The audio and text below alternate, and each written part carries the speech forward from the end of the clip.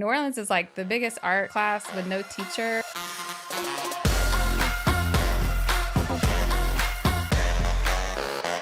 All right, guys, thanks for joining us on the Elation podcast today. I'm your host, David Adams. We are in the Dolby Room here at Elation Studios with Jordan Koppens. How are you? I'm well. How are you? Good to have you here. Thank you for having me. Absolutely. I'm excited to hear your story. We are going to get into a bunch of stuff, but let's just start with the origin story and where you're from, where you grew up, and I know we're talking a little bit about that off camera, but let's just go from there. Yeah. So I was born in New Orleans. My roots are here. My dad, we were just saying, my dad's German, Italian, Albanian, was part of the Albanian Sicilians that came through many years ago. And I grew up in Mississippi. So my parents met here in New Orleans and lived here. What part of Mississippi? Well, Jackson area. Okay. Familiar? Yep. Yeah. Madison is where I went to school. We had a ranch in Poplarville, so not that far up, but oh, nice. Beautiful. Yeah. So, I was born here, and then my parents split when I was 5. So then we moved to Mississippi. Technically, okay, so it was in New Orleans, and then Mandeville, Baton Rouge, and then we moved to Mississippi in about 3rd, 4th grade. And so, yeah, I went to school in the Jackson area, and then I went to college in Hattiesburg. Okay. Graduated in 2010 and came right back here to New Orleans and started my career. Gotcha. Mm-hmm. Yeah, New Orleans never leaves you. Yes. Yeah, I have a lot of roots here, and I've always been really connected to New Orleans, and obviously coming back and forth, a part of my, upbringing, a childhood. And I wanted to go into the creative field, and so this is obviously a city that I felt very connected to. Absolutely, we are pretty creative down here. We are pretty creative. Well, that's awesome. No, and so you kind of experienced a lot of Louisiana pretty young. I mean, that's a lot of different cultures between Baton Rouge and Mandeville and New Orleans. We'll throw St. Francisville in there too. That was St. Francis. Wow. Okay. Those are different pockets, man. Yeah. So my dad, he would flip houses and do a lot of like interior design, and he built a bed and breakfast in St. Francisville, Louisiana, and had an antique store. Okay. When I was in my teens. And so we would spend every other weekend and summers there. And yeah, so that was a really beautiful part of my childhood, living in the country, Louisiana. We'd have horses and, different experience in the city life. 100%, 100%. But it's good to have that stuff. I mean, it grounds you a lot when you get those experiences. Mm-hmm. Well, when did you gravitate toward like the arts and entertainment side? Yeah, so I went to college for entertainment industry, music production. And so I knew that when I came here, I wanted to work with artists, and I started working with music. And so I've always been someone that enjoys bringing people together through art and storytelling. And so I dove into the music scene here, and honestly, the music scene looked a lot different in 2010 than it does now. It did. There's been a lot of shifts, and at the time, I dove in, and I saw a lot of incredible young musicians that were born and raised here that were creating their own, or coming into their own sound and creating their own sound, and a lot of venues that were open to opening the doors to, music that may not be the super traditional music. But so I created this organization called Juju Association, and we curated music around the city. And then that expanded into curating activations that were not only just music showcases, but also supporting and bringing in visual arts. And so I would say, from Juju Association, that expanded into me working also in music production with festival production, local and national.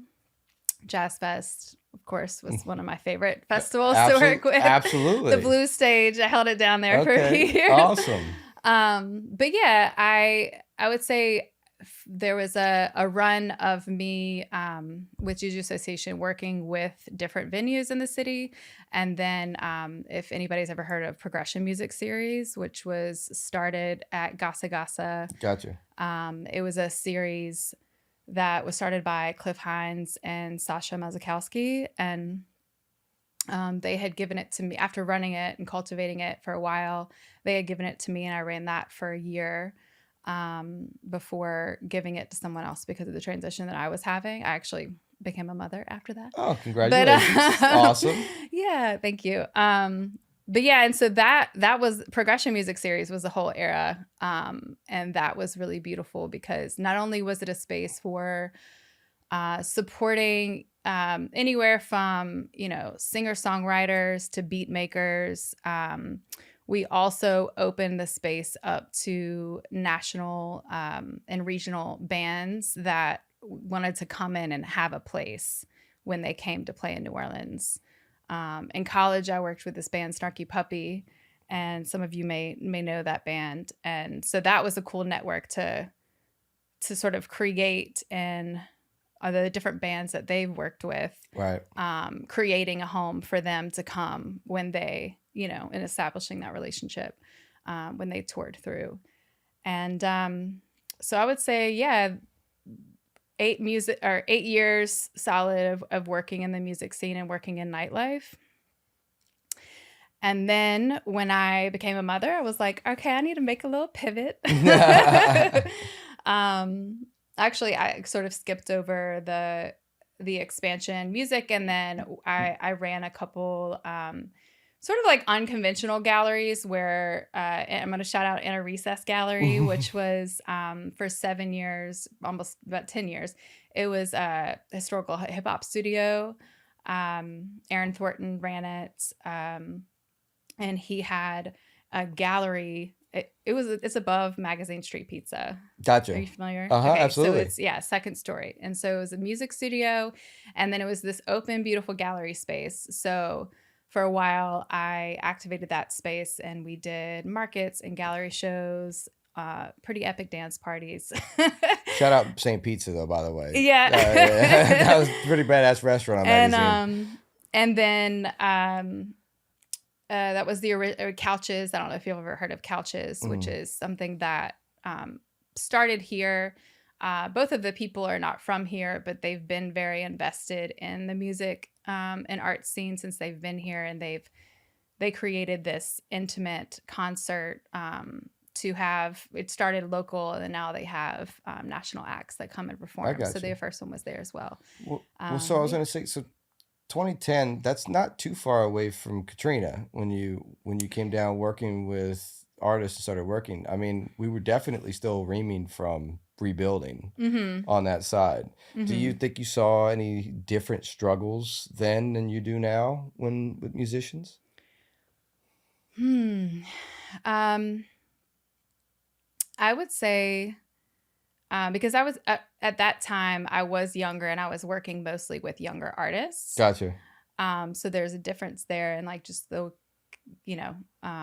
connections that I had or who I was like in front of. Right. I do. So like all my family's from here. So I was connected to, that to a lot of people's different experiences. And I think what we have seen is the shift in like through gentrification and through just the redevelopment of the city, how and what is a part of a larger conversation of just like Native musicians not really being able to afford to live here. Right. Well, because what I saw was it gave the opportunity for the corporate money to come into the city, which had never happened before.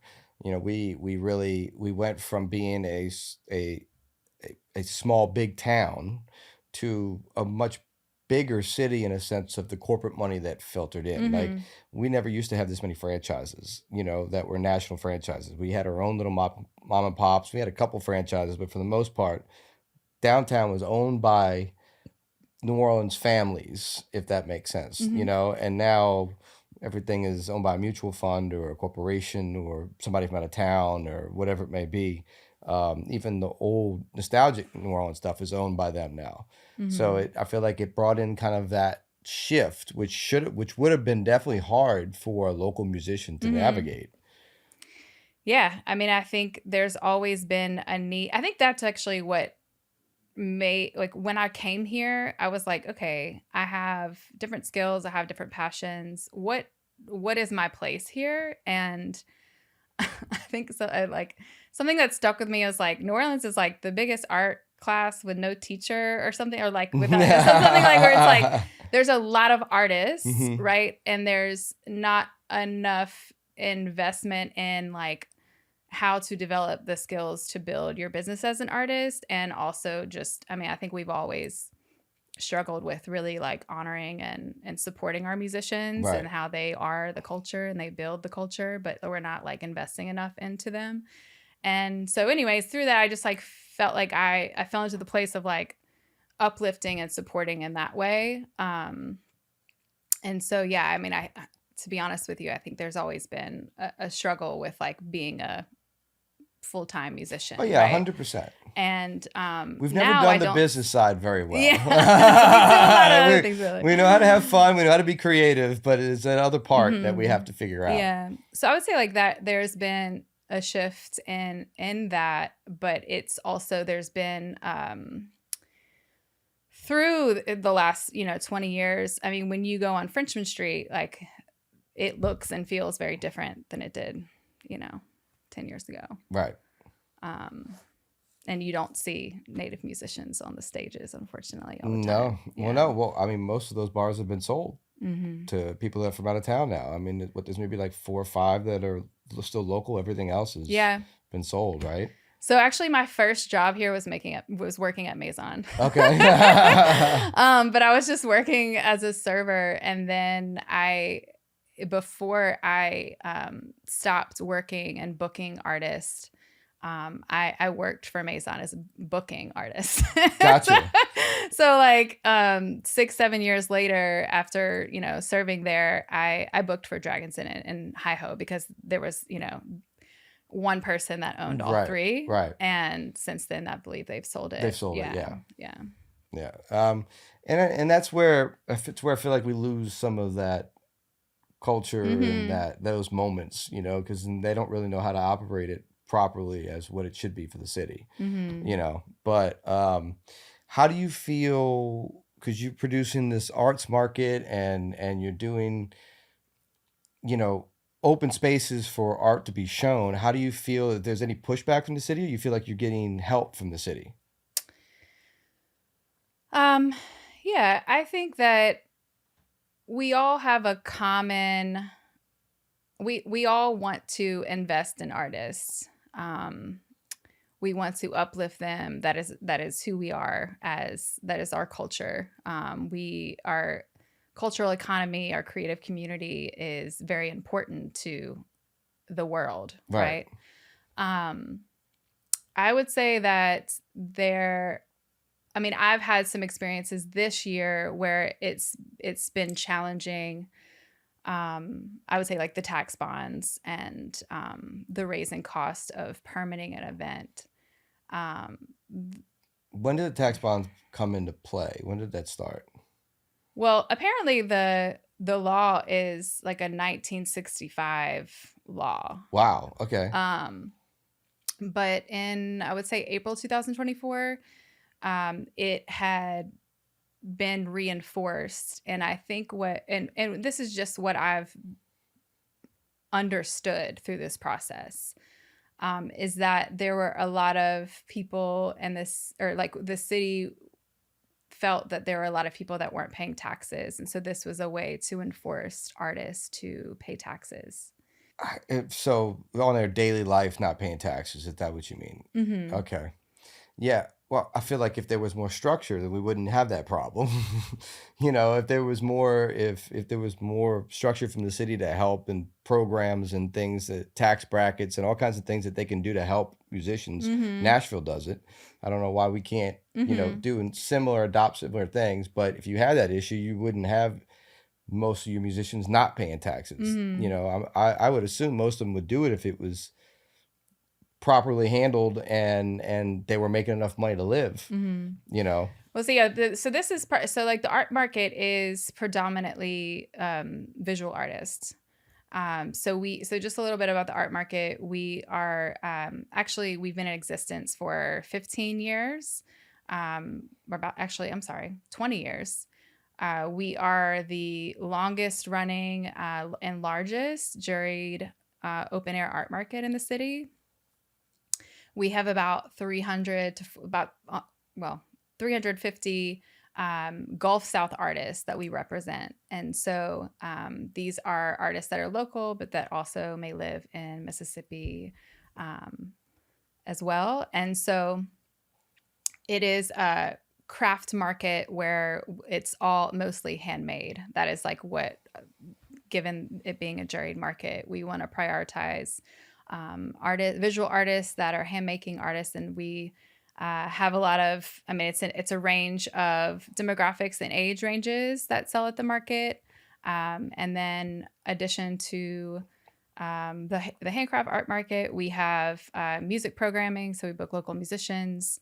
We have kids activations and things like that. Awesome.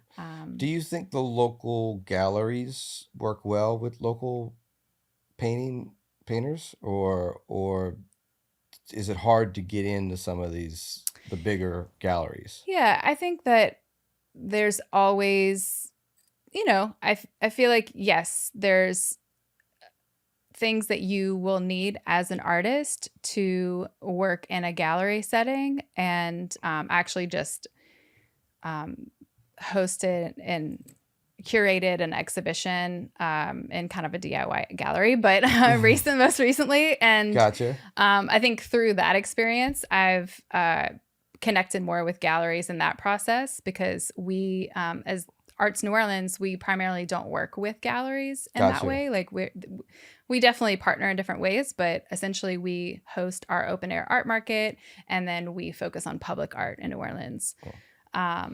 And so it's almost given a space for the artists that don't get to the galleries. In a sense, is what you do. I think accessibility is important, and that comes with art market and public art, is that we're bringing art to the streets, right. And also accessibility and a creative space to build your small business as a visual artist, where we've had artists that have just started out in their creative practice and then have been able to scale and have their own brick and mortar, or, expand in different ways. Right. And I think that's the importance of having an open air art market, and that not only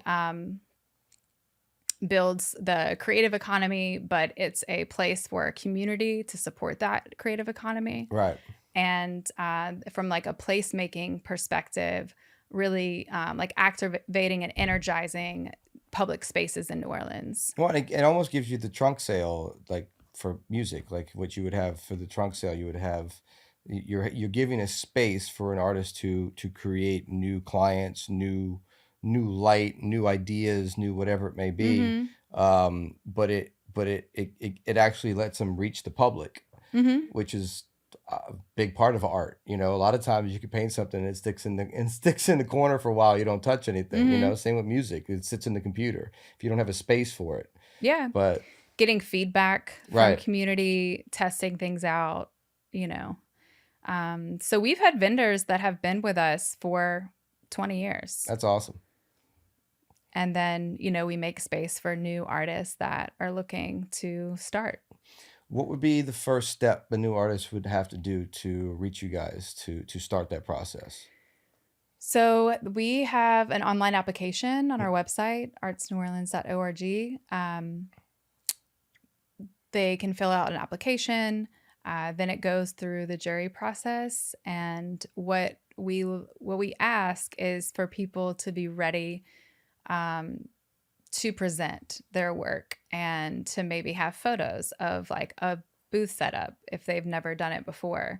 And so we have a 2-month turnaround from their application, and it being processed, and then we onboard them to, be ready to vend. Awesome.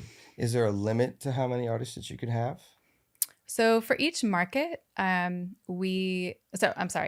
you're onboarded, you can sign up for any market. Got you. Now, sometimes there's some limitations. So we activate in City Park regularly. That's been our newest location. We've been there for about 4 years. And so we have historically been on the Great Lawn. We had some shifts this year, and we have some fun, exciting news for next year, but I won't share it yet. No, I want some newsworthy. Come on. And so we, I would say like we generally don't have limitation. Before COVID, I would say COVID created a big shift in the arts market, and I would say probably, obviously it did across the city, everything. But we had a big shift with our arts market participation, whereas so Marcellus Harmony Park, for example, because we've been there the longest. For a while, we're activating both City Park and Marcellus Harmony, but this past year we wanted to focus more on City Park. And then we activate both spaces for our holiday markets. Gotcha. But before COVID, Marcellus Harmony Park, it was sold out.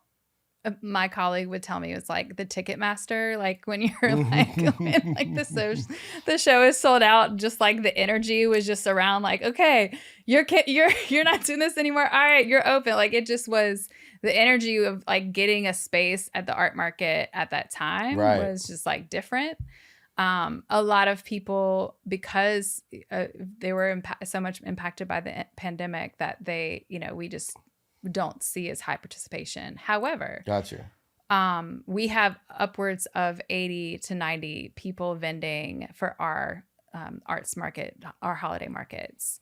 And so I would say the slower months, it could be 25 artists. More on average, it's about 50 artists. And then for our holiday markets, it gets up to 90. Awesome. Mm-hmm. Do you keep a community around the artists themselves to where they can interact with each other year round once they are part of, your guys' system? Historically, we've done different programs that help them, like with artist training, networking events, socials. Because collabs are always something that's great, so like you never know. You might meet somebody from Texas and you're from Mississippi, and next thing you know, you're doing art together, and it's right. And that is definitely come from just having a regular marketplace, right, for people to meet and connect and collaborate. Yeah, it's great. It's a great sense of community for it. I'll also bring up that so Arts New Orleans, we have multiple programs. Our biggest, what we do the most is public art. And then we have the arts market. We do LUNA Fête, which is a light art and technology festival. Right. And then our Young Artist Movement, which is a youth program. They are able to intersect and engage with both our public art projects and our arts market. For next year, we're going to be more intentionally activating the arts market consistently, creating space for emerging artists, young artists. Gotcha. Because the youth program supports 14 to 21-year-old youth in New Orleans. They, since this has been around since 2018, they have been a part of creating a lot of public art projects in the city. So you've definitely seen murals by them. Absolutely. But in the spirit of investing and supporting artists, we also want to create workforce development, and we want to create more spaces for youth to engage in art. And if they want to move forward with it as a business, they can do so. Awesome. They would have the tools. What would you say would be your favorite market you're a part of? What do you mean? Like what your favorite event that you put on, or because I know you different markets. Your City Park, Oh, got it. Okay, yeah. So I love the springtime markets in City Park because I love just the energy that the springtime brings, and City Park, I think we all may know that energy. Absolutely. Absolutely. However, I do love the holiday markets on Marcellus Harmony Park. We are able to have like full music programming and like live music, amplified sound. there. So, and I City think Park's also pretty. me being as like a music curator as well, I'm like, I love, being able to create this mini festival for the day. Yeah, because City Park probably gives you a lot of constraints, right? We have some, yes. Yeah, yeah. They're. I mean, it's great to work with City Park, but they definitely they do a good job of keeping up their property and keeping rules and stuff like that. I almost think since Voodoo, they've been a little even more strict with stuff. But they definitely keep their grounds to a certain aspect. Well, they host so many different events too. Yeah, So 100%. But I love City Park. It's great. And if you grew up here, you were always in the roller coaster doing stuff. But yeah, I would say the holiday markets. We have our holiday markets coming up. So we have Marsalis Harmony. We always do the Small Business Saturday after Thanksgiving. So the 29th and 30th is where that falls this year. And then we do our the second weekend of December in City Park, so the 13th and 14th. And then our last set of markets for the year are at Marsalis Harmony or right before Christmas. So we definitely want to invite community to come support local artists and buy your gifts at the art market this year. Awesome. Do you encourage your artists that are performing to bring promo gear and CDs and T-shirts and stuff like that to sell? Yes, they can have the merch They can table. also do all the merch and stuff like that. Awesome. Awesome. Do you ever do any collabs between the music artist and the painting artist? Do like maybe do like a live auction painting of the stage while the event's going on and then auctioning off, stuff like that? We haven't yet. Okay. But that's a great idea. I've done a lot of events in my life, Yeah. so I have a few of them. We actually did. I was in the car business for a long time in Palm Beach and in the exotic world, and we did a bunch of car shows and we included some art as well. And we had and God for the life of me, I can't remember the name of the artist now. But actually, I think it was a German artist. Funny enough, he had passed away, but his wife was continuing his process of painting, which was throwing paint behind a jet airplane engine and letting it splat on a canvas. And so one of our events, what we did was we hung a Lambo that was demoed, basically. It had like a flooded title. Hung a Lambo from a crane at the airport and let her throw paint all over it from a jet airplane engine. And then we auctioned the car off. So it was a great blend of, we had music artists there and we had, all kinds of, business people there. It was a great blend of everything. I feel like art, you can really just kind of blend and weave in anything. Right. Yeah. When I was doing a lot of music booking, when I started to expand with bringing in visual artists, it's my 20s, okay? I had someone build a bike trailer because I was biking a lot at that time. And I would go to Home Depot and I would get the supplies to build a big canvas.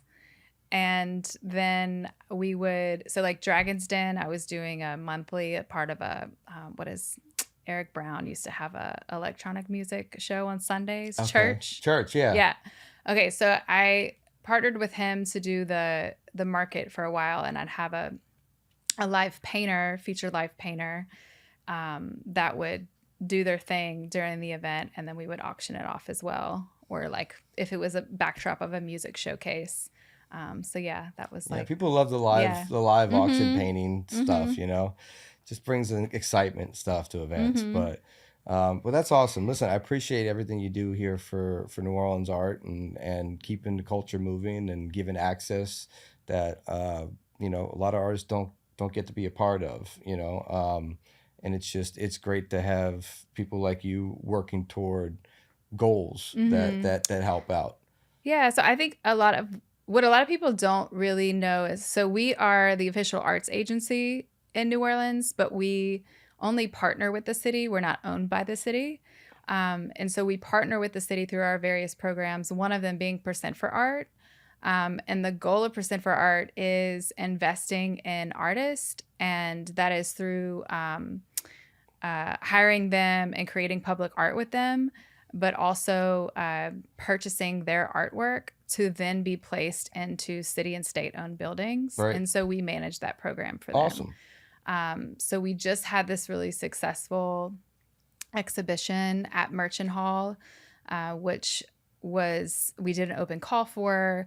It was called How You Doing, New Orleans? So the theme was like, how you doing, New Orleans? What's the vibe check here? Right, gotcha. And so, like, obviously there are so many themes under the umbrella of what New Orleans is. And so the artists were able to, through the open call, submit and show their artwork in Merchant Hall. And so the community came and they were able to vote on that artwork of what the city would purchase. And so the city purchased $200,000 worth of artwork from local New Orleanians. Awesome. That then is placed in City Hall and the libraries and, different city and state-owned buildings in New Orleans. So we're going to be doing that every other year. We've done it a couple times before. That's awesome. And then our public artworks. So there's a few that, we were very busy for Super Bowl. I bet. And so most recently, the Civil District Courthouse, if you've seen the new glow up and beautification of by Carl Joe Williams, and B. Mike did a mural across from City Hall, right, on that parking garage. So those are different examples of large-scale mural and public art projects through our Percent for Art program. That's awesome. And is there I'm sure there's an application process for that as well, right? Yeah, so it depends on what the project is. And we generally have an open call, and we have a process that, we have a different panel that is for the specific projects, and those are made up of community members. And yeah. Awesome. Awesome. So, so basically they kind of pick winners, if that in the sense of people that are submitting artwork, is that correct? Okay. Yeah. So it's either, depending on the project, it's like the community or a panel, and Gotcha. Anyone is able to be on the panel. This is the same for our grant making. And these are things that they can find on our website. Awesome. Yeah. Awesome. And I know you went over it a little bit as far as dates and things that are coming up, but what's the most recent as of now coming up? I think you December 13th or 14th, you said? Yeah, so we have our art market starting on the 22nd of November. Okay. We in City Park, and then our holiday markets ramp up on the 29th of November. Okay. And then are throughout December until Christmas. We also have an unveiling mural dedication for our newest mural, and this is a public art program that we have with the Hellas Foundation called Gotcha. Unframed. So if you all have seen the Juried Street overpass, like it welcomes people into the Superdome area. The Welcoming Committee is the name of that mural, and it is by Annie Moran. It started during the Super Bowl, or we had the first phase up for the Super Bowl, and then it has expanded since then. And so we have a mural dedication on the 22nd as well. Awesome. Mm-hmm. Awesome. And that's from 1 to 2 p.m. Awesome. Where can people find information about all of that? So on our social media platform, Arts New Orleans is, we are on, obviously, our artsneworleans.org, our Instagram, Twitter, LinkedIn, and Facebook. The Arts Market also has its own page, Arts Market New Orleans, on Facebook and Instagram. That's Awesome. where people can really, if I would follow both. And that's where Arts Market New Orleans is where we expand on the storytelling around the vendors, what's happening for each event, if there's a weather update. It'll Because all be that's up there. always, yeah. Oh, the weather. Don't get me started on the weather. So one of my biggest lessons that I learned in life was rain insurance, because doing outdoor events in Florida, in South Florida, it'll rain, a rain shower pop up anywhere. But I was in my early 20s and knew I needed to get rain insurance, but I hired a company in New York instead of a state company because it was the best bid. Not knowing I could request an adjuster on site and a rain meter on site. They used the rain meter at the airport, which was 20 minutes away, which didn't rain as much, poured at my vent, lost hundreds of thousands of dollars because I didn't do the proper rain insurance and have to take the lesson on. But outdoor events are no joke. Yeah, I was going to bring that up around, like, that is, I would say, the most consistent challenging thing is like, you always have to have plan A, B, and C in your pocket, and like the pivot and the plan ready, especially when you're working with 100 other people, right? That all have their belongings that they have, been creating and cultivating the last, Absolutely. So, yeah, I mean, we definitely, through the years that we've been in existence, have definitely worked out those kinks. And, but there's also been moments like this summer, I remember I had to call it because it started raining. And I'm like, okay, in an hour, it's going to really just start coming down. An hour passes. And the sky clears. And so there's like, we have those moments too, but yeah, the weather is really fun. It's dynamic. It's dynamic. And it's dynamic. It is definitely. But it comes with the territory. Oh yeah. It's, No. We love it. So we love New Orleans and its unpredictability. Keeps us on our toes. Absolutely. The pirate city keeps raining, But that's awesome. Well, listen, like I said, I appreciate everything you do for the community here. And thank you. I'm sure a lot of local artists would give you credit for their upcoming and their networking and their getting to showcase their artwork in front of a community. So it's awesome to see. So thank you. And thank you guys for joining us today on the Elation Podcast, where we enjoy exhilarating euphoria through creation and collaboration. See you guys next time. Peace.